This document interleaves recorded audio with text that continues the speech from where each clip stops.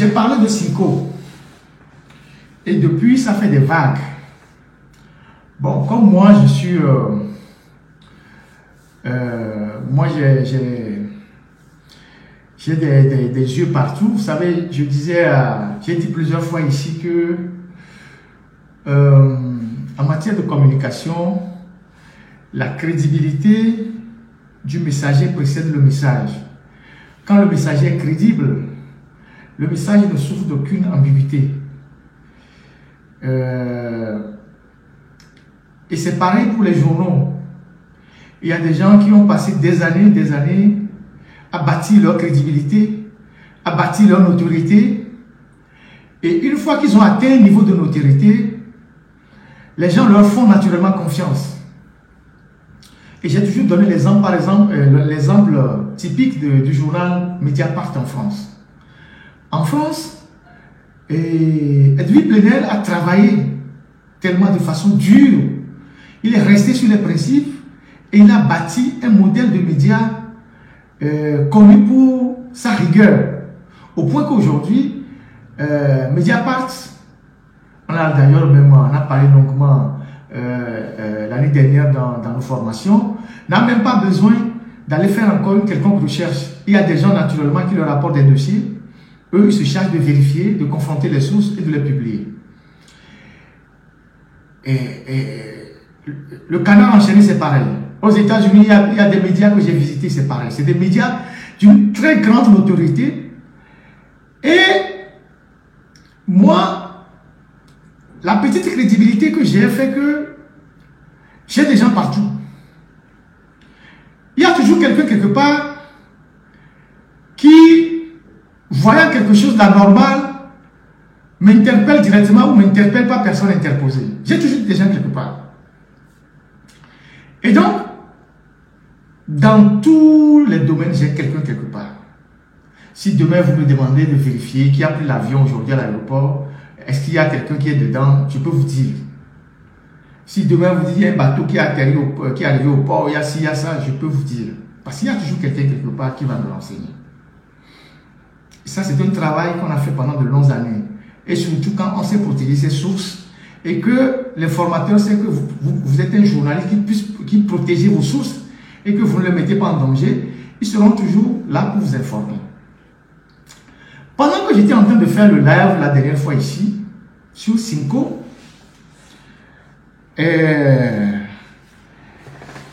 le DG qui dit qu'il n'aime pas les Togolais là, Aouna Sawadogo, voilà, c'est le DG qui dit que lui n'aime pas les Togolais.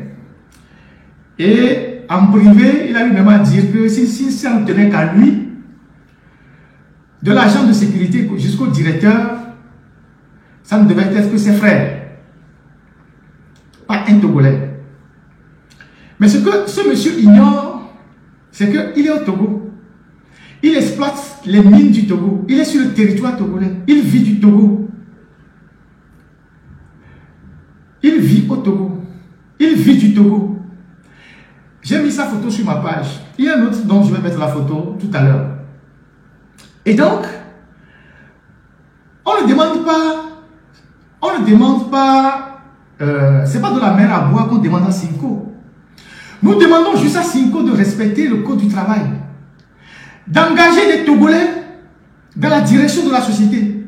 Le conseil de direction de la société, il faut engager des Togolais dedans. Il faut que les Togolais aient des responsabilités. C'est le code du travail qui le dit. Il faut qu'il permette aux ouvriers, aux gens qui travaillent dans son entreprise d'avoir un syndicat. Il refuse que les travailleurs se constituent en syndicat, en violation du code du travail au Togo. Après, il fait du mauvais ciment. C'est les choses qu'on lui demande. Ce n'est pas de la mer à boire. Ce sont les choses qu'on lui demande. Réajuster la direction de Cinco, le conseil de direction, pour intégrer les Togolais dedans. Parce qu'il y a des Togolais compétents. Arrêter de faire du ciment de mauvaise qualité. Permettre aux ouvriers dans son entreprise de se constituer en syndicat. Et à la fin, arrêter de corrompre les gens. Donc pendant que j'étais en train de faire mon live ici, et que j'étais vers la fin, le DG qui habite à Baguida aime habiter à côté de la mer, c'est normal, qui habite à Baguida, il improvise une réunion chez lui, rapidement, et il appelle certains de leurs amis, pendant que tu n'avais pas encore fini le live, qui se retrouvent chez lui à la maison, pour discuter de mon cas.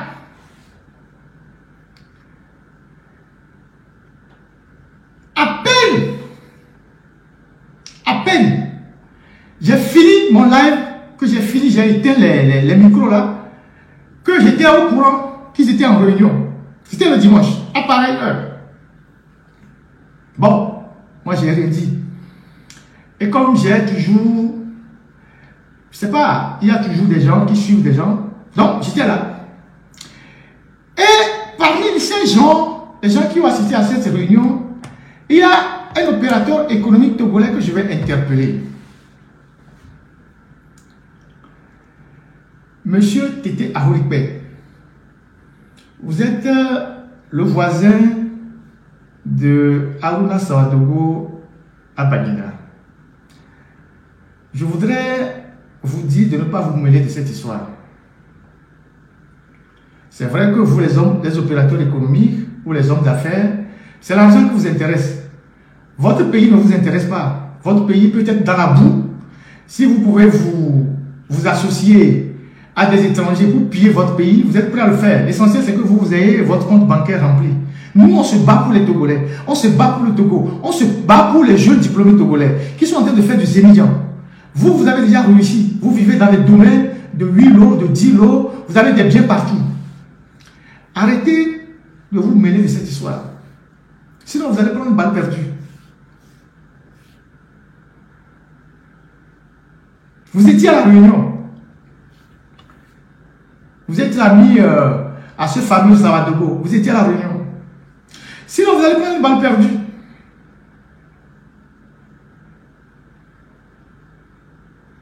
Je n'ai pas envie. Je ne dirais pas possible. Mais quand on parle de la fierté des Togolais, quand on lutte pour défendre les intérêts des Togolais, vous arrêtez d'aller supporter les étrangers contre les Togolais. Je parle de vous parce que vous étiez à la réunion. Je ne vous connais pas, mais vous étiez à la réunion. Et vous, je connais vos dossiers. Même quand j'étais à Lomé, on en m'avait donné plein, mais je n'ai jamais traité, parce que ça ne m'intéressait pas. Et surtout des dossiers de mœurs. Des bâches, tout ça, vous connaissez de quoi je parle. Les dossiers de mœurs. Je connais plein. Mais je ne veux pas rentrer dans ces histoires. Ça ne m'intéresse pas. Moi, comme je le dis, je suis journaliste, je ne suis pas activiste. Donc, arrêtez d'aller cautionner des gens qui font des bêtises dans notre pays. Arrêtez de cautionner des gens qui font des bêtises dans notre pays. Ça, c'est un. Donc, il y a eu cette réunion ce dimanche-là, improvisée, rapide, quand je faisais le live. Et après, depuis lundi, les réunions se sont enchaînées. Les réunions se sont enchaînées. Ils ont appelé tous ceux qui peuvent appeler, les officiers, les ministres, des gens. Qu'est-ce qu'on peut faire à ce journaliste? Qu'est-ce qu'on peut faire? Voilà. Ils ont appelé les gens de partout. Et ils ont même envoyé des gens sur le terrain pour aller dire aux gens le ciment est de bonne qualité, de ne pas les boycotter. Ils ont appelé les gens de partout. Mais moi, j'ai une voix qui porte dans le pays. Donc si vous rentrez dans une confrontation avec moi, je n'ai même pas encore sorti le gros du dossier de Cinco. On n'est qu'au début. Tant que vous n'allez pas changer de méthode là, tant que vous n'allez pas respecter les Togolais, tant que on ne va pas vous lâcher. Et moi, j'ai une voix qui porte au Togo et je vais l'utiliser suffisamment. Si vous n'êtes pas d'accord, vous ramassez vos trucs, vous quittez le Togo. Des Togolais ont l'argent pour reprendre cette usine. Il y a des Togolais qui ont suffisamment d'argent pour reprendre cette usine. Vous savez combien la diaspora togolaise contribue à l'économie nationale? Les Togolais qui sont à l'extérieur, la diaspora togolaise, vous savez combien la diaspora togolaise contribue à l'économie nationale? C'est 15% du PIB. Vous savez ce que ça veut dire? Si ce n'est pas qu'on a des dirigeants antipatriotes, des dirigeants sans aucune vision, on va laisser des étrangers acheter des banques au Togo, créer des usines au Togo, quand vous avez une diaspora qui a une manne financière jusqu'à 15% du PIB. On a créé les HTCE, je ne sais pas, HTCE avec Robert Doucet. On aurait pu, hein, si ce n'est pas de la politique politicienne, amener la diaspora, canaliser les fonds de la diaspora pour que, si on veut privatiser demain une banque, on demande que ce soit la diaspora qui prenne d'abord une grande partie. Avant de l'ouvrir aux étrangers. On aurait pu demander aux Togolais de la diaspora, mais on veut, il y a une banque qui est en difficulté, on donne la priorité d'abord aux Togolais de l'étranger de prendre des parts dans ces banques-là. Et puis après, s'il y a quelque chose à donner à un étranger, on le donne. Des Togolais qui contribuent à 15% du PIB. Allez voir les chiffres de la Banque mondiale et de la BAD. Même ces chiffres sont montés jusqu'à 16 ou 17% l'année dernière du PIB. De la richesse nationale. Parce que le PIB, c'est la richesse nationale. Vous comprenez ce que ça veut dire? Si vous êtes économiste, vous comprenez ce que ça veut dire? Ça veut dire que les Togolais de la diaspora ont la capacité de racheter une banque au Togo, de créer une usine au Togo, d'investir au Togo, de prendre le contrôle de plusieurs sociétés au Togo. Et si on le fait, au moins ces sociétés ne tomberont pas dans les mains des étrangers. C'est parce qu'on a des dirigeants irresponsables, antipatriotes, foncièrement mauvais, qui ne veulent pas que les Togolais puissent se développer, qui vont céder nos biens aux étrangers, qui vont vendre les bijoux de famille aux étrangers. C'est quoi 3 milliards que vous avez amené ici pour prendre de l'argent à la BOAD? Si on demande à la diaspora togolaise de contribuer à racheter certaines sociétés qui sont en difficulté, vous imaginez combien la diaspora va mettre? J'ai l'impression qu'il y a beaucoup de gens qui ne lisent pas beaucoup. Allez chercher les chiffres économiques. L'apport de la diaspora pour l'économie. Combien la diaspora injecte dans l'économie togolaise? Pendant que vous permettez aux étrangers de sortir l'argent du pays, c'est la diaspora qui envoie l'argent pour atténuer la pauvreté dans le pays. C'est la diaspora qui envoie l'argent pour atténuer la pauvreté dans le pays.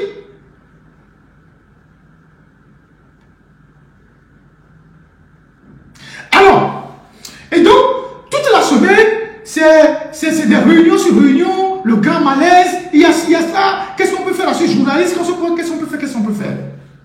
Donc, comme ils ont toujours des relations, merci Zachary, ils ont appelé certains de leurs amis, officiers, ministres, telle personne, tel DG pour leur voler au secours.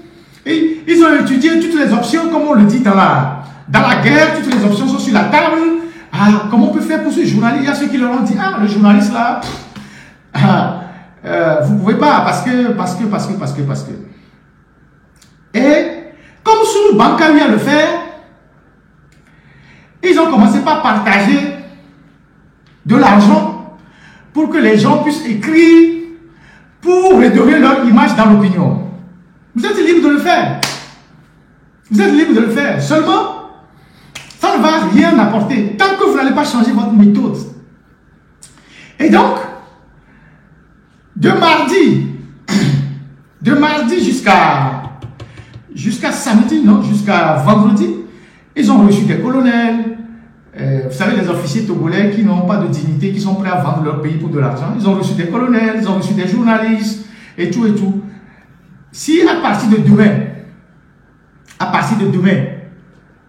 demain lundi, vous voyez un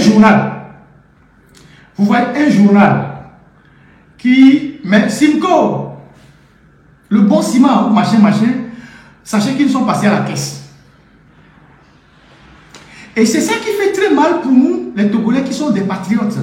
C'est-à-dire, il y a toujours quelqu'un, il y a toujours des gens, pour des miettes, 50 000, 150 000, 200 000, ils vont aller prendre de l'argent pour supporter des gens qui menacent nous, nos intérêts.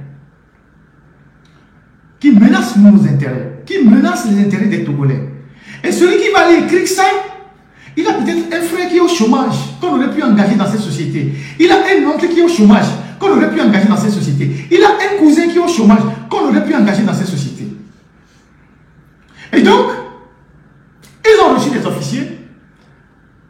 Je vais interpeller Faure Gnassingbé. Vous êtes le chef suprême des armées. Vous pensez que c'est normal que des officiers supérieurs de l'armée, colonels de leur rang, puissent aller chez des hommes d'affaires qui font de la fraude et qui font de la corruption pour prendre des enveloppes, pour les aider à sortir d'une situation difficile. Et comme ils savent qu'ils ne peuvent pas aller directement chez le DG, Haruna Samadogo, dans ses bureaux au niveau de l'ONAF là-bas, donc de l'abattoir, au port là-bas, parce qu'il y aura des regards indiscrets qui vont les voir, ils ont sous-traité ce volet de corruption à l'ancien DG, dont j'avais déjà cité le nom, Bassirou Sana, qui est à la tête de Canis Commodities. Lui, ses bureaux sont au dépôt qui est à Koresewa. Quand vous prenez le rond-point pour aller à Koresewa, EcoBank, et puis vous allez là-bas, on vend les pièces détachées, 2 ou 3 vont à droite, vous voyez, il a son bureau là-bas. Je vais publier sa photo, le monsieur là. C'est l'ancien DG de Simco. Lui, ils l'ont enlevé, ce monsieur Bassirou Sana, ils l'ont enlevé parce que on lui a fait un audit et on a vu qu'il y a un trou de 2 milliards dans son audit. Quand il avait eu à piloter la société depuis le début jusqu'à un niveau donné, on a découvert qu'il y a un manquant de 2 milliards. Les rumeurs dans la boîte disent que il sortait avec une femme togolaise, il a mis l'argent sur le compte de la femme, la togolaise, et à un moment donné, la togolaise a piqué une partie de l'argent, plus d'1 milliard, et puis la femme lui a mis, la femme lui a cassé les pieds. Et il s'est installé au Togo, et c'est lui qui dirige la société, la partie de la société qui convoie le ciment en vrac vers le Burkina. Donc, c'est chez lui, à Koresewa là-bas, que les colonels là sont partis chercher l'argent. Ils sont au nombre de 3, mais ils ne sont pas allés ensemble le même jour. Il y a 2 qui sont passés mardi, et il y a un autre qui est passé, je pense, jeudi ou vendredi. Ils sont passés là-bas. Et donc, c'est pour ça que j'interpelle directement le président et leur chef supérieur des armées, Faure Gnassingbé. Vous êtes président de la République, chef suprême des armées. Vous trouvez normal qu'on dénonce des individus qui viennent faire des choses contre les Togolais, qui font de la corruption et des officiers de l'armée, des gens qui sont censés être des patriotes. Ils vont chercher des enveloppes de 1 million, 1 million 500 000 chez ces directeurs-là. Ça veut dire que ces gens-là, ils sont même dangereux pour le pays. Si demain, un homme d'affaires leur donne de l'argent plus que ça de faire quelque chose dans le pays, ils vont le faire. Ça veut dire que ces gens-là, officiers de leur État, si un opérateur économique leur... Quel genre d'officiers eux ils sont et qui n'ont pas une fierté de leur pays, ils vont se mettre au garde à vous chez un directeur de société pour prendre un peu d'argent pour les aider à sortir de situation. Quand vous avez le Pegasus dans le pays, faites vos propres enquêtes. Et vous saurez, dans la semaine là, les officiers qui sont passés chez M. Sana Bassirou, je vais publier sa photo. Celui qui a distribué l'argent. Je vais publier sa photo. Dès que je finis le live, je vais publier sa photo. Pour que tout le monde le voit. Tout comme j'ai publié la photo de DG Haruna Samadogo qui dit que lui n'aime pas les Togolais. Tu n'aimes pas les Togolais, tu fous quoi au Togo? Tu vas partir. Tu vas partir. Le temps où les gens venaient piétiner, nous piétiner dans notre pays, c'est terminé. Le temps où les gens venaient faire leurs bêtises au Togo, là, c'est fini. Tu n'aimes pas les Togolais, tu quittes le Togo.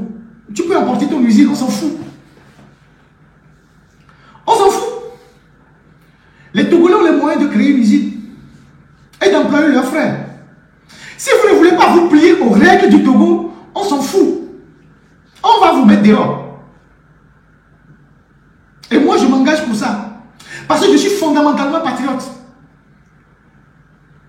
Et les gens qu'on va employer là-bas, si demain on emploie des cartes togolaises, ce ne serait pas mon frère, ce ne serait pas mon cousin, mais ce serait un de mes frères togolais. Et je serais fier. Donc, tout ce que vous racontez là, on entend ça, on écoute ça. Vous venez exploiter nos mines. Vous faites de la fraude. Et vous parlez en disant que vous n'aimez pas les Togolais. Et vous foutez quoi au Togo? Vous foutez quoi au Togo? La seule chose qu'on vous demande, c'est de réaménager votre direction et de mettre les Togolais dedans. C'est de permettre aux ouvriers d'avoir leur syndicat pour défendre leurs droits. Et c'est de laisser la concurrence au marché. Parce que vous refusez de donner des prestations aux Togolais sous prétexte que les entreprises togolaises n'ont pas d'argent pour vous livrer ce que vous voulez. Tout le monde sait que quand on veut donner un marché à quelqu'un, on lui donne une avance de démarrage. On lui donne au moins 50 ou 40% de l'argent permet d'aller commander le matériel. Donc là, vous avez tout le matériel que vous commandez, les pièces mécaniques, les bottes, les habits, les casques, tout ce que vous devez commander au Togo. Vous privilégiez les entreprises de vos frères que vous avez ramenés au Togo. Et certains parmi vous, ça c'est aussi un débat que je vais mener après. Certains parmi ces gens-là qui viennent au Togo, je ne sais pas par quelle magie ils font, on les retrouve avec des cartes d'identité togolaises. Ça veut dire que dans le circuit de la délivrance des documents togolais, il y a une faille quelque part qui permet à ces gens-là d'avoir des documents togolais et de se réclamer togolais et donc de passer outre les dispositions. Un entrepreneur me l'a dit, qu'il y a plusieurs entrepreneurs qui sont venus au Togo et qui brandissent partout des cartes d'identité togolaises. Eux se posent la question de savoir où est-ce qu'ils ont trouvé les cartes d'identité togolaises. Alors que quand le Togolais veut faire une carte d'identité, c'est la croix et la bannière. Mais ces gens-là, ils arrivent au Togo, ils ont la carte d'identité togolaise. Et pourtant, nous avons des services de police, de gendarmerie et de services de passeport qui sont très rigoureux. En tout cas, c'est ce qu'on nous dit. Comment est-ce que ces gens-là arrivent à se retrouver avec des documents togolais qui leur permettent de contourner la loi, d'acheter donc des terrains, d'acheter des maisons et de passer entre les filets? Ça, c'est aussi un autre débat. C'est aussi un autre débat. Donc, vous avez distribué de l'argent dans la semaine et vous ne voulez même pas poser la question de savoir les journalistes que vous avez appelés. Peut-être que les gens de l'alternative, c'est des journalistes d'investigation. Ferdinand, c'est quelqu'un. Vous ne pouvez même pas imaginer que peut-être qu'on a infiltré quelqu'un parmi les journalistes. Vous ne savez rien. Vous ne savez rien. Vous ne savez rien. Vous ne savez même pas qu'on peut glisser quelqu'un parmi les journalistes pour avoir une preuve matérielle de ce que vous êtes en train de faire. Vous ne savez rien. Ou bien vous pensez que nous sommes des journalistes au pied nickelé?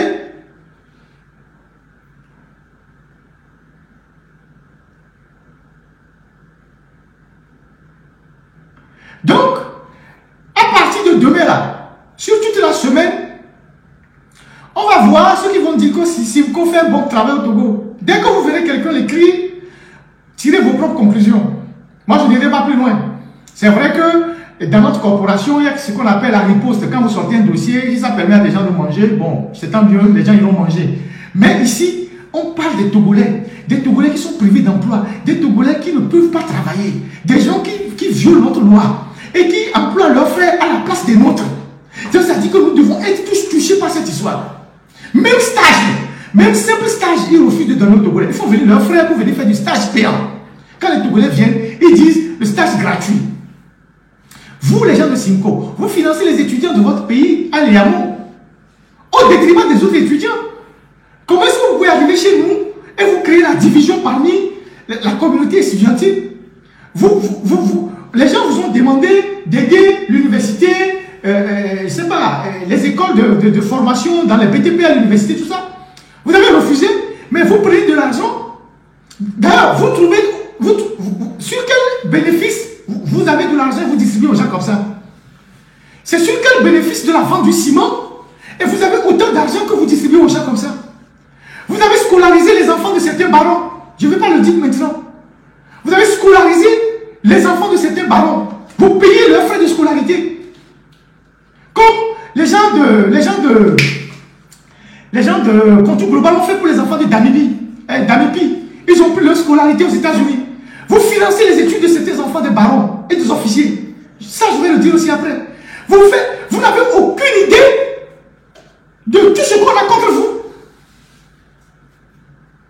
Et vous pensez que c'est en commandant quelques articles dans des journaux que vous allez régler le problème?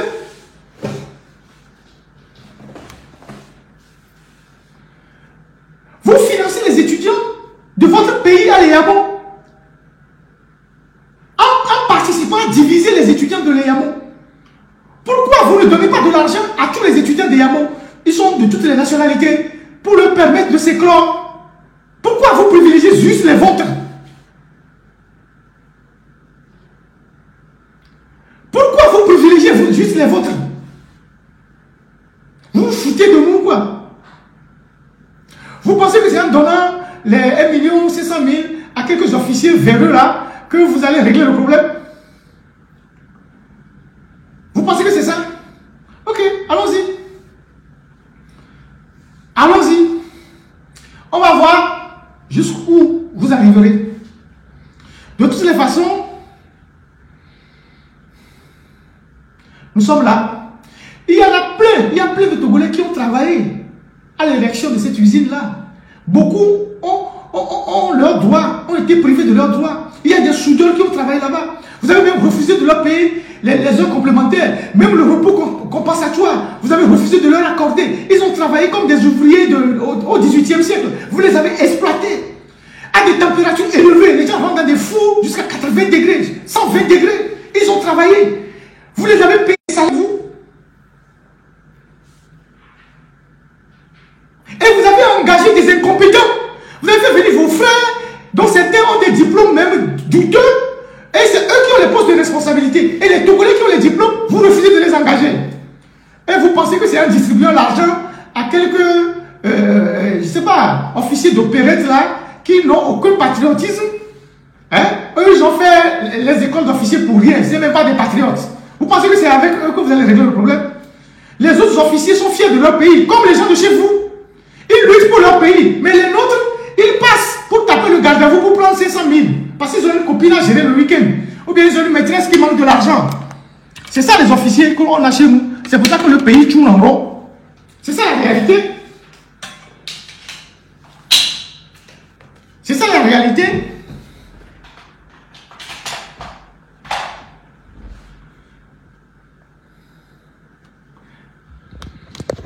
Excusez-moi.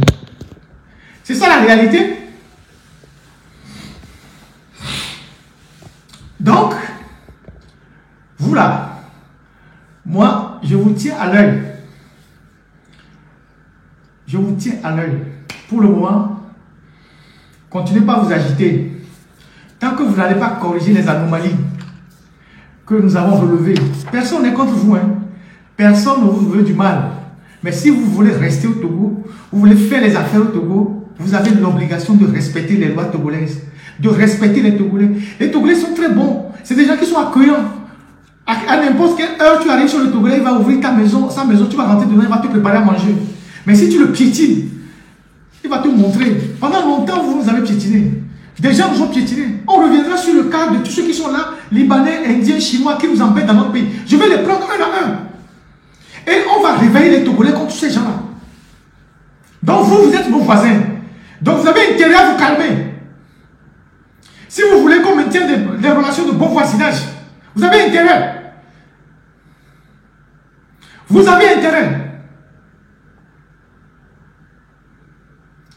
Et donc, vous avez le temps encore de réfléchir pour engager les Togolais à la direction de la société.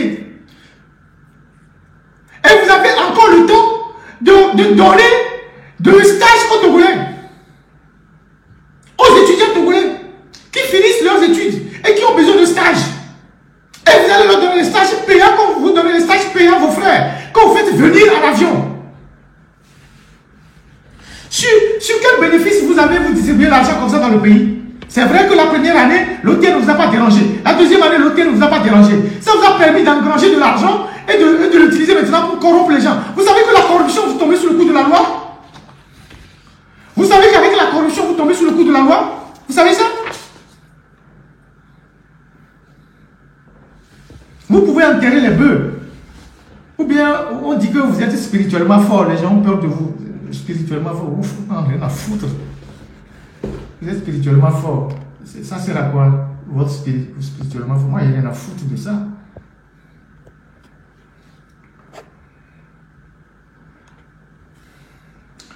Voilà ce que j'ai voulu dire sur Cinco. Le reste du dossier Cinco est tranquillement frigo. Donc, on espère qu'ils vont changer. S'ils ne changent pas, on va les tenir. Et voilà. Donc,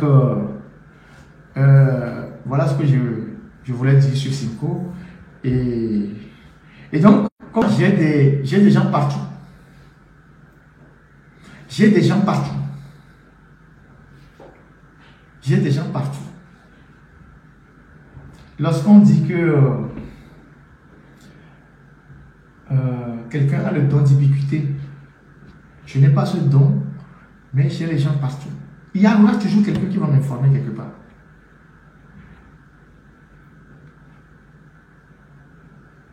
Vous avez vu comment vous avez fait, vous avez vu le système que vous avez fait. Vous n'avez pas voulu que les gens que vous avez voulu, les gens que vous avez voulu envoyer en mission, vous n'avez pas voulu les recevoir directement à la direction de Cinco. Vous les avez sous-traités à l'ancien DG. Mais je les suis. Et lui aussi, on l'a à l'œil.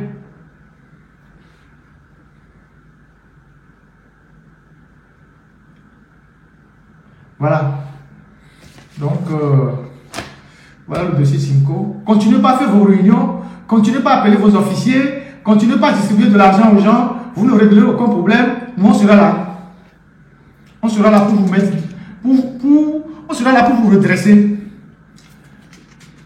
Merci beaucoup, frère. On va parler de la présidence civile de Lomé.